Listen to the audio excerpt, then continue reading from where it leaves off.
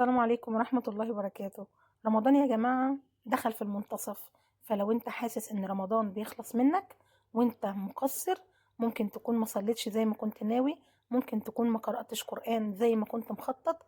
اوعى تحبط، اهم حاجة تعرفها ان اللي باقي من رمضان ممكن يكون اغلى من اللي فات كله، لان ربنا سبحانه وتعالى ما بيبصش لكام يوم فاتوا، ربنا بيبص لصدق قلبك دلوقتي. ممكن تكون ركعتين تصليهم النهارده بصدق يكونوا أحب عند ربنا سبحانه وتعالى من عبادات كتير جدا من غير حضور قلب. ممكن استغفار بسيط تقول فيه أستغفر الله الذي لا إله إلا هو الحي القيوم وأتوب إليه، يمسح ذنوب سنين كتير جدا. دعوة في آخر الليل تغير حياتك كلها.